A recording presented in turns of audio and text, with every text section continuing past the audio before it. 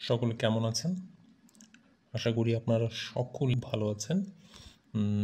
এখনকার দিনে যেটি হচ্ছে যে এখন মোশন গ্রাফিক্স খুব বেশি মার্কেটে চলছে, যেখানে আগে 2D গ্রাফিক্স দিয়ে বিভিন্ন ধরনের সোশ্যাল মিডিয়া পোস্ট বা অন্য কিছু দেয়া হতো, সেখানে এখন মোশন অ্যাড হয়ে গেছে। সো আপনার 2D গ্রাফিক্সের সাথে মোশনের এবং ভিডিও এডিটিং এই চারটাকে কম্বিনেশন করে আমরা চেষ্টা করছি আপনাদের সামনে উপস্থাপন করার।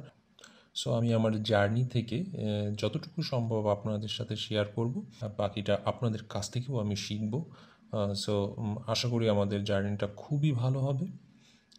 আর আজ আমরা যেহেতু আমাদের আজ প্রথম টিউটোরিয়াল, সেহেতু আমরা চার্টে সফটওয়্যারের প্রথম স্টেপ অর্থাৎ ফাইল নিউ, অর্থাৎ যেটা আমরা যারা গ্রাফিক্সে কাজ করি আমরা যেটাকে বলি কন্ট্রোল এন, অর্থাৎ আমরা দেখব যে চারটি সফটওয়্যারের কন্ট্রোল এন দিলে কোন কোন জিনিসটি ওপেন হয় এবং চারটি সফটওয়্যারেই সেম।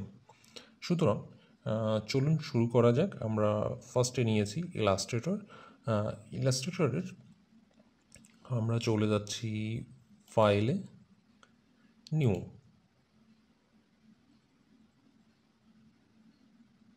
একটু খেয়াল করবেন, ফাইল নিউ কন্ট্রোল এন, ডান পাশে লেখা থাকবে কন্ট্রোল এন, অর্থাৎ আপনি যদি কিবোর্ড থেকে কন্ট্রোল এন প্রেস করেন তাহলে সেম ডায়লগ বক্সটি আসবে। এখন দেখা যাক যে আমাদের ডায়লগ বক্সগুলোতে কি কি অপশান আছে আর এটি আমাদের কোন কোন কাজে সহযোগিতা করে থাকে। প্রথমেই আছে নেম। একজন ভালো প্রফেশনাল গ্রাফিক্স ডিজাইনার হওয়ার জন্যে তার সব থেকে বড় দায়িত্ব হচ্ছে যে তার প্রজেক্টের নামটি খুব সুন্দরভাবে আগে রেডি করা। তো চলুন আমরা, যেহেতু এটা প্রথম, সো আমরা এটা টেস্ট লিখি, TEST, টেস্ট। ওকে, সেকেন্ড আছে আমাদের প্রোফাইল। প্রোফাইল বলতে এখানে যা বোঝাচ্ছে যে আমরা কোন মিডিয়াতে কাজটি করতে চাই। যেমন প্রথম দেখুন যে প্রিন্ট মিডিয়া আছে। প্রিন্ট মিডিয়া অর্থাৎ আমরা যদি কোনো কিছু প্রেস বা কম্পিউটার প্রিন্ট, ইটিসি অর্থাৎ ল্যাব প্রিন্ট, এইভাবে আমরা যদি কোনো কিছু প্রিন্ট দিয়ে বের করে আনতে চাই তাহলে আমরা প্রিন্টে দেব। তাহলে সুবিধাটা কী হবে? সুবিধাটা হবে প্রিন্ট মিডিয়াতে ঠিক যে যে অপশনগুলো কাজ করে সেই অপশনগুলো আমাদের সফটওয়্যারে কাজ করার সময় রেডি থাকবে। আচ্ছা, দ্বিতীয়ত ওয়েব। ওয়েবে কি কাজ করে? ওয়েব বলতে আমরা সাধারণত ডিজিটাল মিডিয়াটাকে বুঝি, অর্থাৎ যেটা প্রিন্টিং হয় না, অর্থাৎ আমরা মোবাইল, ট্যাব বা এক কথায় বলা যেতে পারে যে ইন্টারনেটের মাধ্যমে আমরা যে সকল জিনিসগুলো ইউজ করে থাকি সেইগুলো ওয়েবসাইটে ব্রাউজ করে যে ধরনের জিনিসগুলো পেয়ে থাকি সেগুলোকে আমরা ওয়েব বলতে পারি। ওকে, 3 নাম্বার আছে device.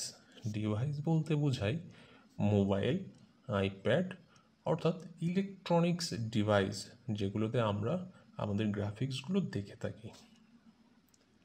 Video and film. Video এবং ফিল্ম বলতে বোঝায় যে মোশনের জন্য যে কাজগুলো আমরা করে থাকি এটিকে ভিডিও অ্যান্ড ফিল্ম বলে। কারণ আমরা জানি ভিডিওগ্রাফি হচ্ছে ফটোগ্রাফিরই চলন ভার্সন, অর্থাৎ মোশন ভার্সন। আচ্ছা, তারপরে আছে বেসিক RGB। আপনারা অবশ্যই জানেন যে RGB ডিজিটাল মিডিয়ার জন্য কাজ করা হয়, প্রিন্ট মিডিয়ায় নয়। প্রিন্ট মিডিয়ায় CMYK মোডে কাজ করা হয়। আমরা যখন কালারের ক্লাস করব তখন এগুলো পরিষ্কার বুঝে নিব। তাহলে চলুন আমাদের এই মিডিয়াগুলো দেখা হয়ে গেল, বাকি আমরা প্রজেক্টের সময় ধীরে ধীরে ধীরে ধীরে সব জানব। আচ্ছা, তারপরে আছে নাম্বার অফ আর্টবোর্ডস, অর্থাৎ কতগুলি আর্টবোর্ডস আপনার দরকার। আচ্ছা, তার আগে জেনে নিই আর্টবোর্ডটা কী। আর্টবোর্ডটি হলো আমরা যে এরিয়ার ভিতরে কাজটি করে থাকি। অর্থাৎ ইলাস্ট্রেটর বা ফটোশপের ক্ষেত্রে একটি সাদা এরিয়া আসে, এবং আফটার ইফেক্ট এবং প্রিমিয়ার প্রোর ক্ষেত্রেও এরকম একটি করে স্পেস আসে যেখানে আমরা ভিউটা দেখতে পারি কাজের। সো আর্টবোর্ড আমি কয়টা চাই, একটা চাই, দুইটা চাই, তিনটা চাই, যতগুলো চাইবো আমি ততগুলো পাবো। প্রজেক্ট করার সময় আমরা দেখে নিব আরও। আমি আপাতত একটাই রাখলাম। আচ্ছা, এরপরে সাইজ। ইন্টারন্যাশনালি আমরা যে সাইজগুলো সাধারণত অফিসিয়াল কাজে ব্যবহার করে থাকি সেরকম কিছু সাইজ দেওয়া আছে। এটা আপনার লাগলে আপনি ব্যবহার করতে পারেন, অথবা আপনি আপনার মতো করে দিয়ে নিতে পারেন। আমি আমার মতো করে দিয়ে নিচ্ছি 1200 বাই 1200। এটি সোশ্যাল মিডিয়া পোস্টের জন্য পারফেক্ট একটি সাইজ। আচ্ছা, ডান পাশে আছে আমার যে আমি আমার কাজের এরিয়াটাকে কোন প্যারামিটারে কাজ করব। অর্থাৎ অর্থাৎ এটা আমি পিক্সেলে কাজ করতে পারি, সেন্টিমিটারে কাজ করতে পারি, মিলিমিটারে কাজ করতে পারি, ইঞ্চিতে কাজ করতে পারি, পিকচারে কাজ করতে পারি, পয়েন্টসে কাজ করতে পারি। সো নির্ভর করছে যে আমরা কিসের উপরে কাজটি করছি। অর্থাৎ যদি আমরা প্রিন্টের জন্য কাজ করি তাহলে আমরা ইঞ্চিতে কাজ করব, যেমন ডিজিটাল মিডিয়ার জন্য কাজ করলে আমরা পিক্সেলে করব। তো আমি আপাতত পিক্সেল নিচ্ছি।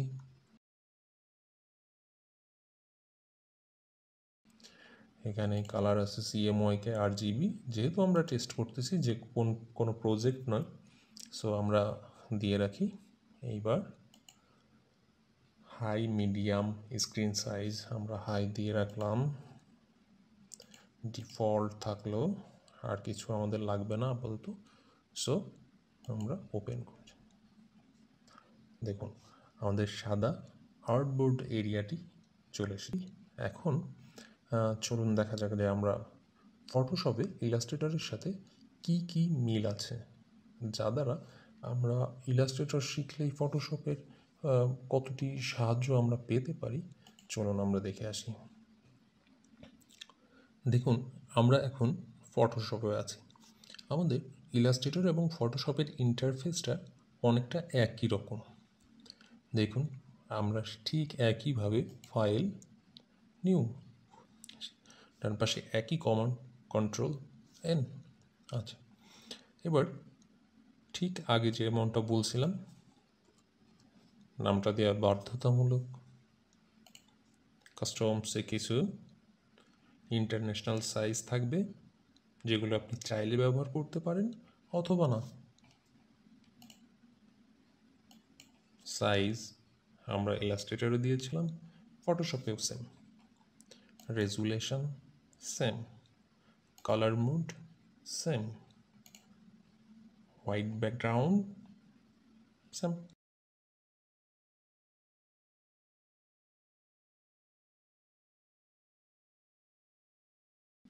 তাহলে ইলাস্ট্রেটর এবং ফটোশপের মধ্যে খুব চমৎকার মিল রয়েছে, যা আপনি একটা শিখলেই দুটি হয়ে যাবে। চলুন এবার দেখে আসি আফটার ইফেক্ট।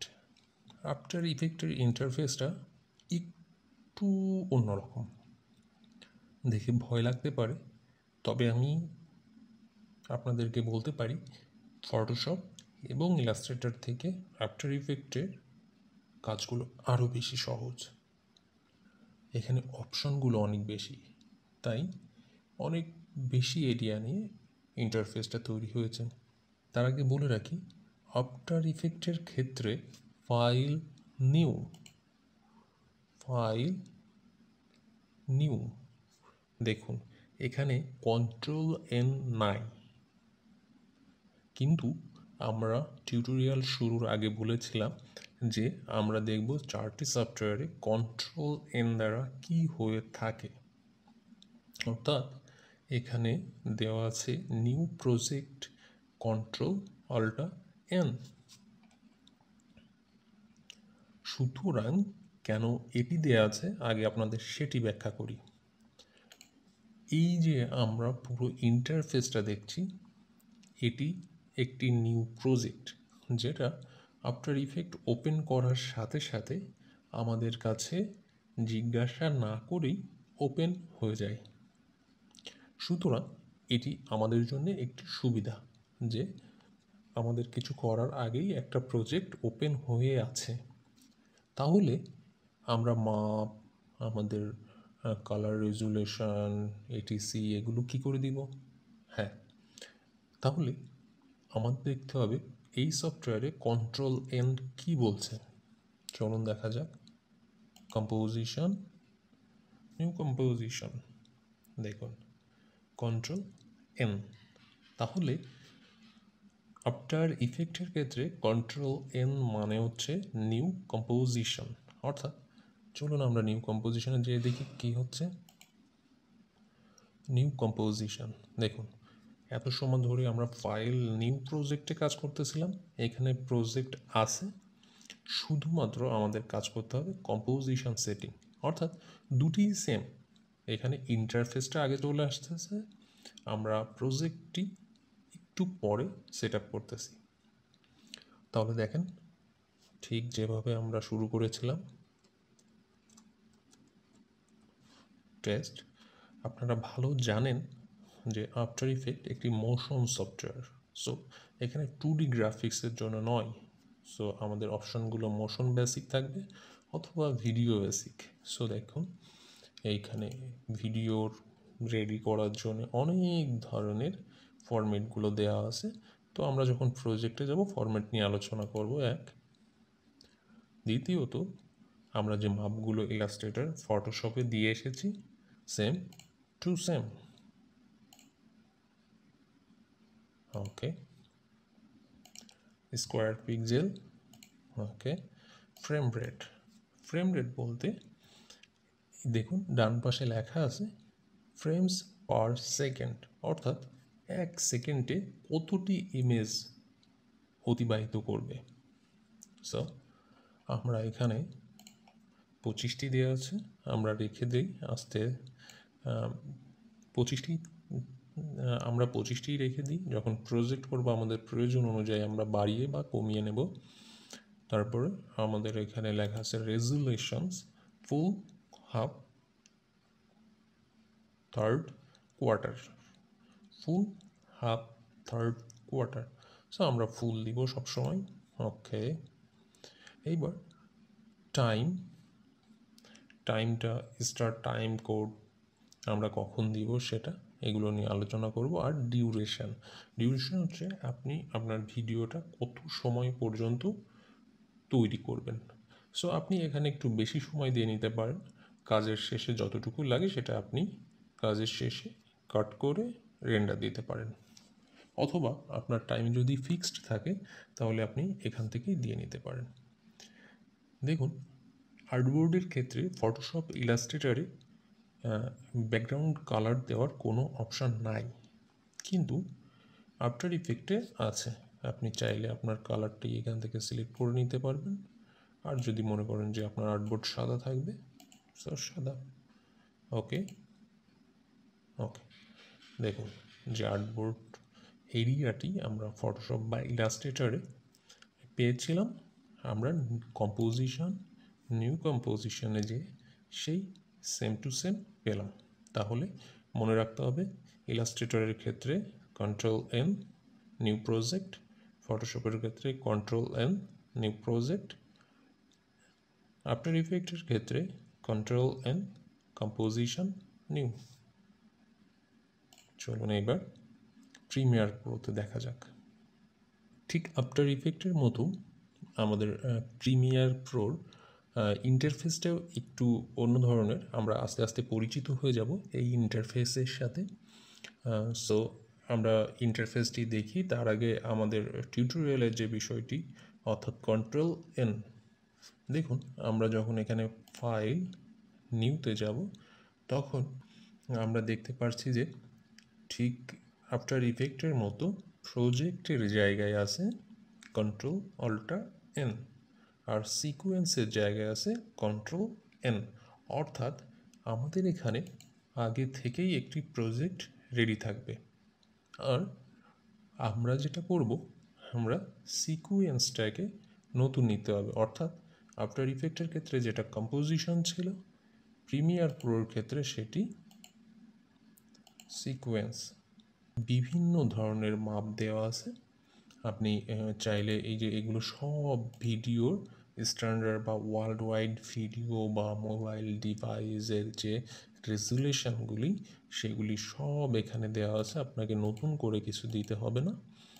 আপনি এখান থেকে শুধু সিলেক্ট করবেন যে আপনি কোন ডিভাইসের জন্য কাজ করবেন, অথবা আপনি যদি আপনার নির্দিষ্ট কোনো এরিয়া থেকে থাকে সেটি আপনি সরাসরি আমাদের প্রজেক্ট মেনুতে এনে ডান বাটন ক্লিক করে, আমি দেখাই আপনাদের,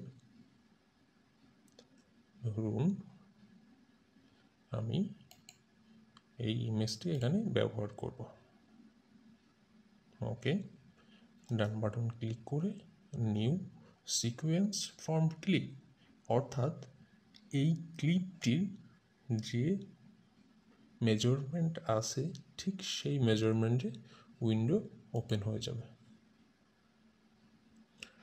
সুতরাং আমার মনে হয় যে আপনাদের বুঝতে কোনো অসুবিধা হয়নি। যদি অসুবিধা থাকে তাহলে অবশ্যই আমাকে মেসেজ করবেন বা কমেন্টস বক্সে জানাবেন।